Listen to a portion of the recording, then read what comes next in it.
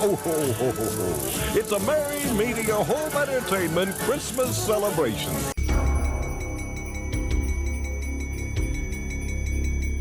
Ho, ho, ho, Merry Christmas. What's up, everybody? This is just a quick video I decided to put together of my favorite Christmas stuff. Not just movies. There are movies in here, but I have a couple of oddball things that I'm going to include in here. So this isn't just like a top 5 Christmas movie list. This is a top 5 Christmas things I like. Of course, there's like tons of shit, you know, we're not in short supply of Christmas pleasantries by any means. If you're just talking about movies, I mean, there's catalogs of movies you can watch. Just everything, every little facet of life, you can find a special Christmas iteration of it. So you can surround yourself in holiday atmosphere and vibes. And I don't know, I just wanted to like make a video of my favorite Christmas things. We are going to start with movies. A lot of these won't necessarily be horror. I mean, I feel like everybody here knows every Christmas horror movie, right? So yeah, I'm kind of like not including much of that. And also, I didn't want this to be like extremely basic, you know, so I picked a few oddballs to throw in here that, like, yeah, you've probably heard of, but it's not at the top of your brain whenever Christmas hits. But they are on mine. These are some of my favorite things to watch. The first one I'm gonna throw out there is a movie called The Ice Harvest. This is a Harold Ramis movie. It's kind of one of those like Coen Brothers style twisty turny crime comedy type of movies that you would get a lot back in the day, like, you know, Fargo. This one is about two guys in like a small town on Christmas Eve who pull a heist on some very dangerous people. And there's a lot of like small town relationship dynamics going on here. It's just a really good movie and it's very atmospheric. There's tons of Christmas elements all through the movie. A lot of the score is Christmas music. It's set not in like a snowy Christmas town. They're having freezing rain, but it works. The movie feels very cold when you're outside. It feels very warm when you're inside with the characters. And yeah, it's just a really good movie. I actually think last time I checked, this movie isn't even available on streaming, unfortunately. Hopefully someday it'll pop back up on like Tubi or something. But I'm pretty sure when I looked, you couldn't watch this on streaming. So the only way to really watch it right now is to go out and find this old DVD. Mine is full screen, unfortunately. But, you know, I have the movie. I'm fine with that. But, you know, another reason to support physical media for sure, because this isn't even like an obscurity, I don't feel like. I mean, it's not a popular movie. I don't know how popular it was back in the day when it came out. But, you know, it's got John Cusack, Randy Quaid, Billy Bob Thornton. It was directed by Harold Ramis. It's by no means a small movie. I think I probably saw it on cable back in the day a lot, and that's kind of just where I fell into watching it, because it is, again, very Christmassy, and I highly recommend going out there, seeking it out, and giving it a shot, because it's a great little Christmas flick that not a lot of people talk about. Next up is a more common one. This one is like probably on a lot of people's lists. It's very high on my list, though, and that is Scrooged with Bill Murray. This is another just like classic that came out when I was real young that you would just run into randomly playing on cable a lot during the holidays. This came out in '88, I'm pretty sure, but like, you know, I always associate it with 90s movies. Most things from like 86, 87 and up feel very 90s to me. This is one of them. This is that point where movies are getting a little more cynical. Corporations are taking hold. You've got a lot of like manipulative marketing, and a lot of movies are coming out about Wall Street and big business and stuff. And so this is one of the first like Christmas movies of that persuasion This has Bill Murray, who is always hilarious, especially in these early movies. Great cast of like character actors.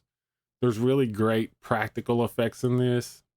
You know, you hit a point in this movie where the ghost of Christmas Future comes in because, you know, obviously Scrooge. This is a loose retelling of A Christmas Carol set ironically in a universe where the Scrooge character is a TV executive who is putting on the channel's annual Christmas Carol show, which is like one of their biggest things. But yeah, the special effects, there are practical effects in this that are really great, really creepy, on par with Nightmare on Elm Street style stuff. If you've seen the movie, you know why I'm making that comparison, probably. But yeah, and there's also a very sad moment in this movie that always really fucks with me.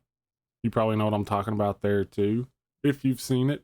But if not, definitely go check this out because it's good stuff. Next up, this is where I'm going to throw a loop in. This isn't a movie. This isn't media of any kind.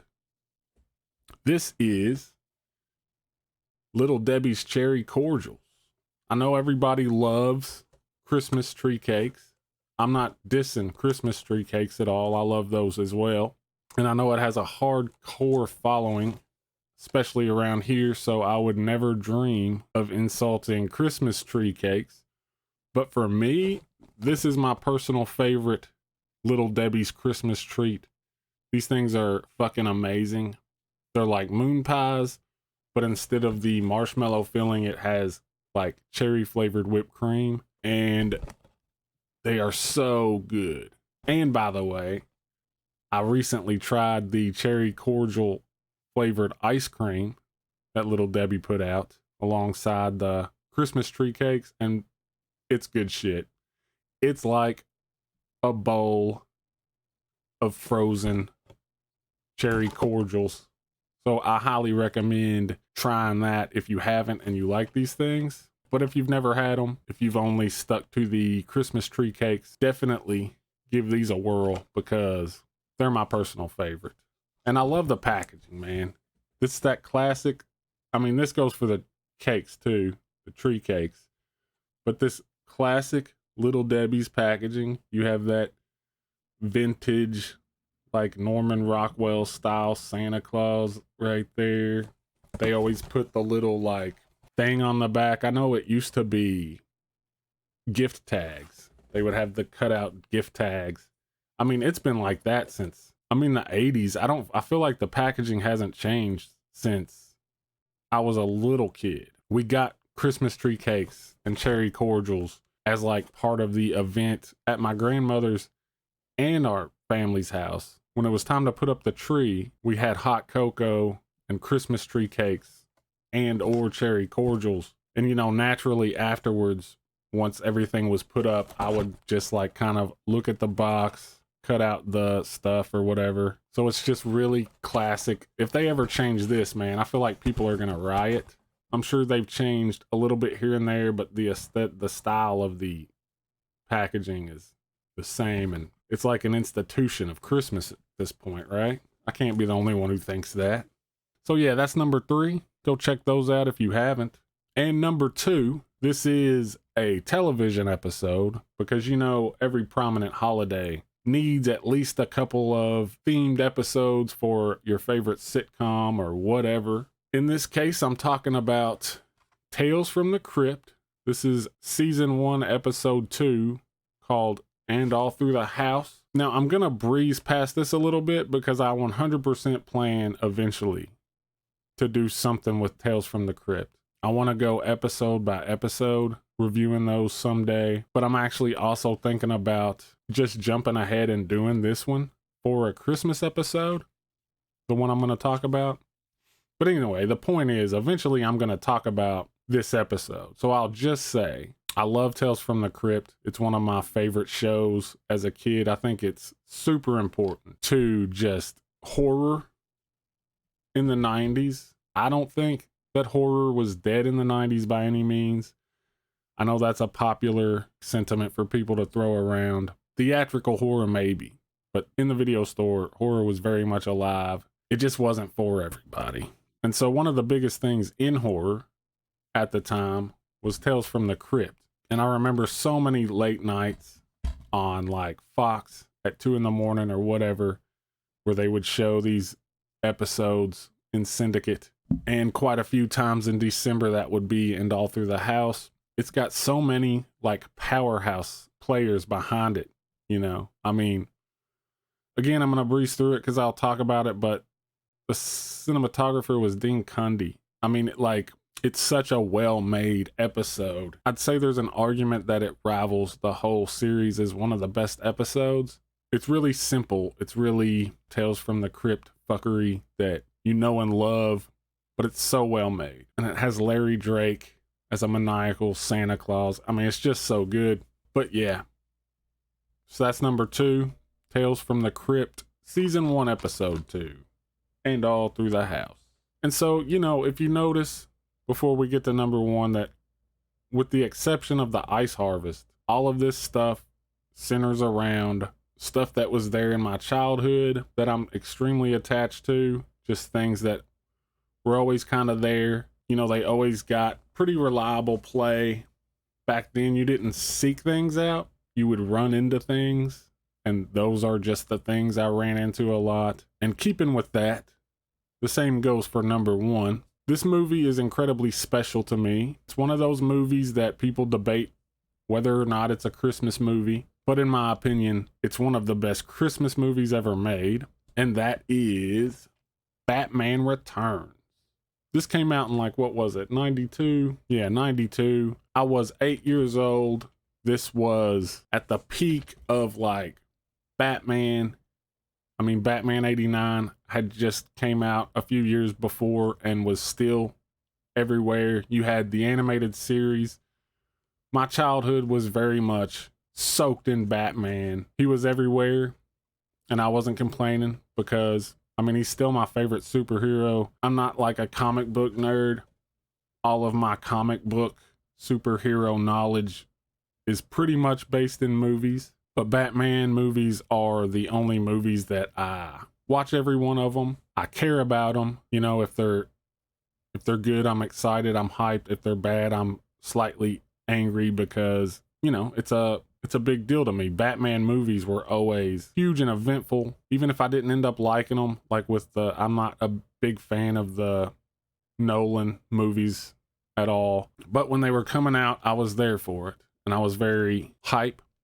And I went and saw most of them in the theater. But yeah, anyway, this is like peak Batman. I was 8 years old. I was old enough to, I guess, kind of start picking out my own shit and forming interests and likes, and Batman was right there. This, of course, was accompanied with tons of cross marketing with McDonald's and stuff. Hold on 1 second.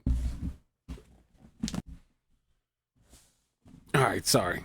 I didn't plan to go this deep into it, but since it's happening, I'm just gonna go with it. I've got a set of these Batman Returns collector cups from McDonald's. This is the only one I drank out of. I have the rest put up in wrapping and stuff. This is Selena and Bruce dancing at the gala going into the 3rd act. I used to have most of the Happy Meal toys. They were like little, you know, cars with like, I mean, they weren't great toys, but you loved them as a kid. I wish I had held on to them. I know for a fact I had the Catwoman one where when you push the car forward, the tail wagged. So yeah, I mean, I was just, you know, bombarded with marketing for this movie. I was already a fan of the 89 Batman. I had the VHS. It was one of 3 official release VHSs we owned in the house at that time, was the Batman 89 VHS tape, the classic. Hold on. This beautiful piece of artwork that everybody saw everywhere, that classic gold Batman logo on black, minimalist and perfect. Yeah, we had that, we had E.T., and we had Dances with Wolves. And they sat on a shelf in my parents' closet, all pristine and beautiful, and I had to ask to get them down so I could watch them. And that was right around this time when this came out. So this was a huge movie for me. I don't think I have to go into like the details of the movie. You know, we all know the cast and the director and the infamy of it. But yeah, I mean, I'll say going back to the crossover marketing thing, this was the peak of crossover marketing, and it's the one that killed it because parents complain so much about how fucked up the movie is. As a kid, this stuff went right over my head. I just was seeing cool Batman fight scenes and stuff. But yeah, as an adult, this is an incredibly dark, fucked up movie, which makes me love it that much more. And it's drenched in Christmassy vibes. So yeah, that's my number one. Batman Returns, one of the greatest Christmas films ever made. But yeah, that's it. I mean, I hope you enjoyed this. I kind of just thought of this and did it last minute just for funsies because I had a minute to do it. So yeah, I hope you liked it. These are 5 of my favorite Christmas things. I hope you enjoyed it. Thanks for watching, and until next time. Listen here, St. Nicholas, Christmas Day is near. Me and all my fiendish friends have something you should hear. Kids are swell, but